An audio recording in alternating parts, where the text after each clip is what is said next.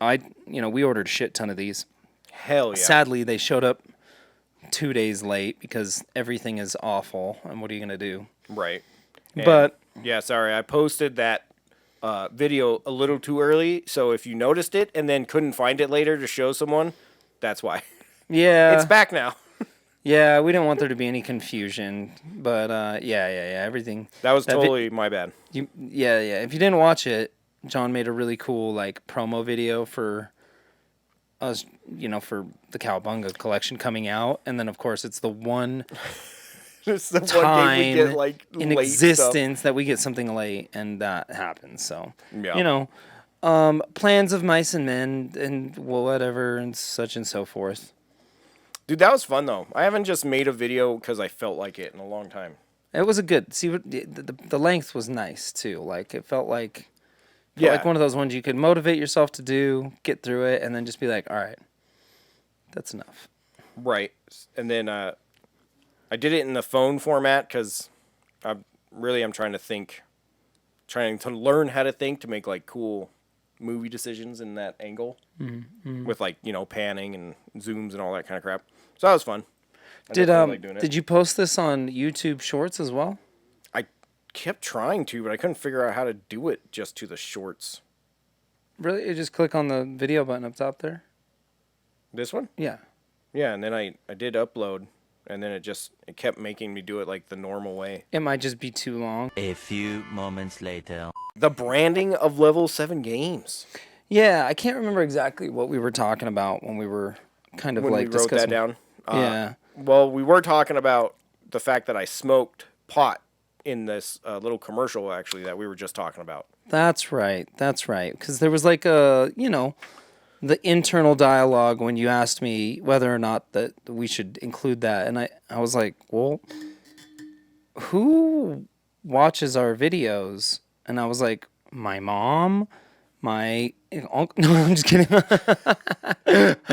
No. All of my relatives. No. No, I mean. None of my relatives. I mean, the reality is like, like I was telling you, it's kind of this weird,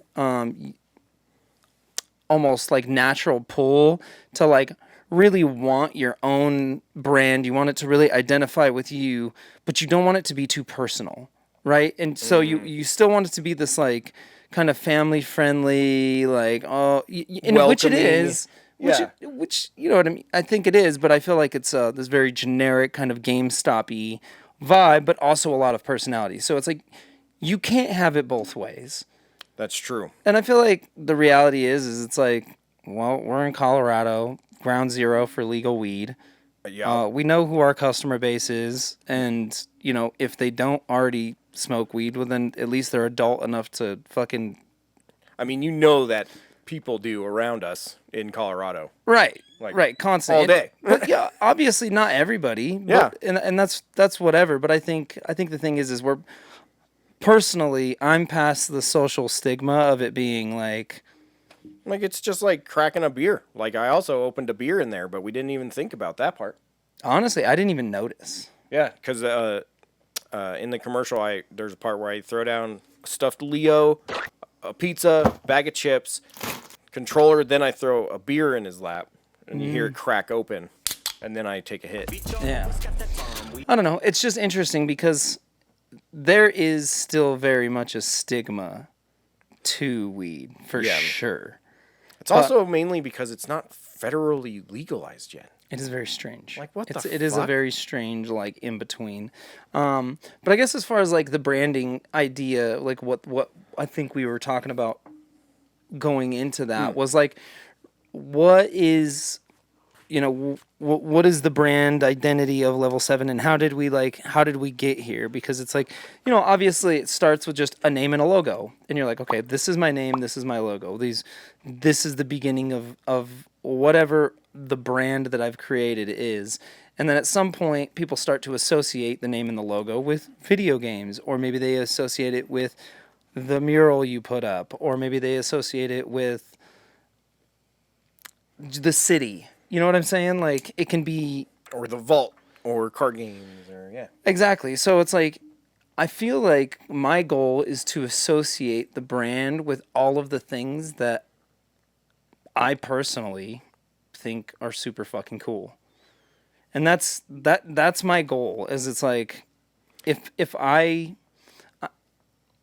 without like any sort of like ego involved in what I'm about to say, is like, I trust our taste and my personal taste in like stuff, the things that I want to buy, the things that my friends want to buy, and be around and shit like that, and like also like trends as far as like being able to recognize like what is popular and like does this fit in with the brand identity of Level 7, because it's like, yeah, we started as just like a pure video game store that almost focused predominantly on retro stuff. That was just kind of what we were known for.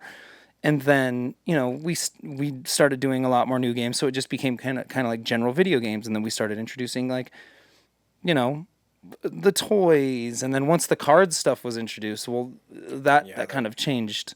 The cards have just been killing it. Yeah, it's insane. I mean, we're going to talk about it a little bit more, but we have these. We had the pre-release for the new Pokemon set, Lost Origins, last weekend.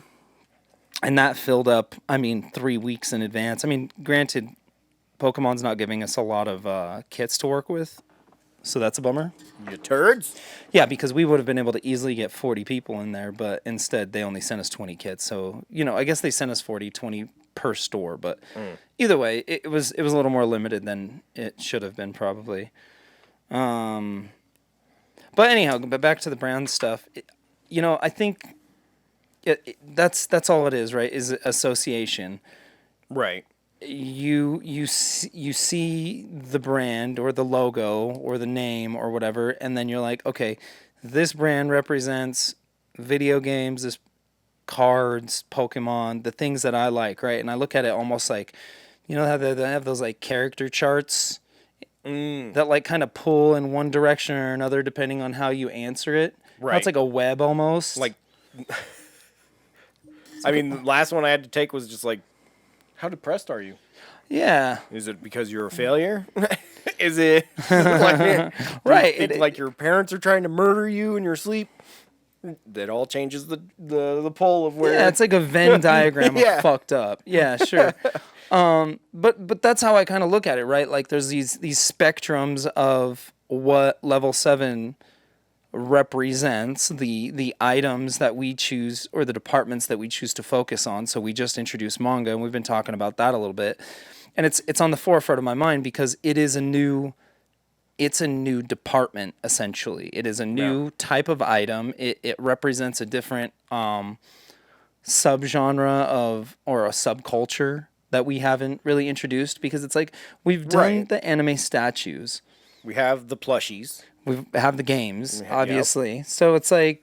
it's kind of the next step. Right. Well, kind of. But then do we have to do the movies? Like, where does it stop? See what I'm saying? Like, do we have to do the Blu-rays? Like, so I feel like that's where the hard decisions are, because the answer is I want to carry them. I want to have every fucking anime on Blu-ray and DVD available, ready to buy right then and there. But it's like I have to set these limits because I can't carry everything. We don't have the space to do that.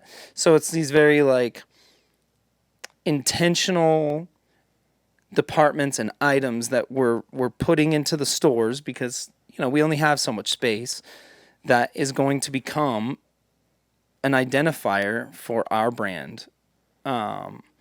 Which is crazy to think about that at all. Like I highly doubt anybody thinks about what the goings on behind the curtain essentially I think are about for a store. Right, and I think about this shit. Nonstop. 24/7. There are definitely just like random days where you'll just like call me up and be like, "Hey, what about this? Like, does that sound cool?" And you're just like, "Okay, dude." Yeah, sounds great. Yeah, I don't know, man. Like it's so funny because the other thing is, and I again, Level 7 has become an extension of myself in a lot of different ways, because every time I bring on a new hobby and myself, it finds its way into the store, like the t-shirt thing. Like, yeah, obviously, yeah. like, I personally wanted to learn how to make t-shirts. The store just so happened to need some t-shirts. You know what I mean? It Well, just, there you it just go. worked out that way. But everything, I mean, all of the art that we do, you know, we find a way to incorporate it into the store. I mean, shit, you're brought on as an artist. You know what I Yeah. mean? Like, more than anything, it's like you're producing videos and doing media stuff and drawing and fucking making the thumbnails and shit, which is cool because it's like people don't realize like all that design, all the design elements and stuff, and all of the thumbnails that we have to make, we have to generate it. We could use generic ones or shittier pictures if we wanted to, but you know, it's important for us to like make it our own and do our best to like To make it incorporate- look like it's not just trash that we found on the internet. right, exactly. Because there's There's so many websites. It's like you go and they just have the same generic fucking it's like thumbnail. a 10 by 10 pixel thing my that's God. been stretched out for like 20 years or something. You're like, okay, that looks like balls. Well, and I mean, the crazy thing, you know, the hardest part of all of this recently has been the scale. That's been the crazy part for me personally, because it's like, I think on an individual level, everybody kind of still, I mean, I think everybody notices the changes that, you know, it has been getting busier. Obviously, the new store is just fucking crazy. Oh man, But all it's the like, time. even the people that are at the Alameda store and the Lakewood store, you know, They're I still feel like- killing it. right, they're absolutely, they're still killing it, but the scale of the entire operation has like ballooned in the last like year and a half, 2 years since we opened this new store specifically. Like the scale has like doubled for how much attention it requires from me, if that makes Right. sense. Where it's like before I could spend half the time selling shit and half the time working on the operations, doing marketing, doing stuff like that. Right. At this point, if I go behind the counter, I'm behind like a day's worth of like administrative bullshit, emails, stuff like that. And so it's definitely, that has been the hardest transition, because it's like I really like being behind the counter. I like just selling shit because it's what I'm probably best at. Maybe not using the register. I always fuck that up. But that's, you know, obviously like where I draw the most, I think, enjoyment in the business, which is also part of the brand, Yeah. right? So it's like I think I want people to feel like when they walk into Level 7, everybody who's there wants to be there, including the customers and the employees. Hell yeah. Like, that's the fucking hardest thing to find anywhere you go. Like, either the customers don't want to be there because it's inconvenience and they have to deal with certain crap that they don't want to. or the employees don't want to be there, which makes the customers feel the first way. Right, because they're rushing and they're just trying to get you in and out. Right. And it's like, here's the deal. Nobody's perfect, and not all of us have perfect days, and you know, Yeah. I guess what I mean by that is like, you know, it's tough because, you know, occasionally everybody has a bad day. I'm just thinking about this, like, there's this, I like to talk about the reviews because they're on my mind, but there's a yeah. review that came through and somebody was like, oh, I shopped the store, but recently there was this one dude who was rude to me, and I'm like, oh, and he still gave us 4 stars, and I'm like, oh, thanks, dude. Thank you for not being an asshole and let this one Like this transaction. this one transgression, this one bad time completely mar and ruin everything, and you know, go on this tirade and be a dick about it. Right. Which is crazy how quickly that just happens now. Yeah, and it's like, for me, I'm like, this dude's reasonable. I can hit him up and be like, yo, my bad. You know, let me talk to the employee. Let's figure out what happened with your experience, why we failed this time. And I think honestly it comes down to somebody probably just, there was either a misunderstanding, somebody's having a bad day, which, you know, we try to keep that shit at home, but Right. what are you going to do? I mean, yeah, some days are just bad days. Yeah. And then sometimes people just don't fucking get along. I don't know. You do your best. You can fake it till you make it, but I don't know what to say. There's That's very true. There's some people in this world who do not like my face. Yeah. And I can feel it the moment they look at me. They're like, fuck this guy. And I'm like, I agree. Every time I look at myself, I feel the same way. I feel the same exact way. If I could beat my own ass. You can make millions. I'll think about that. Okay. Now that's an OnlyFans page. If you like this video, like and subscribe. And if you want to catch the whole podcast, it's going to be right here on YouTube every single Thursday. And we'll see you there.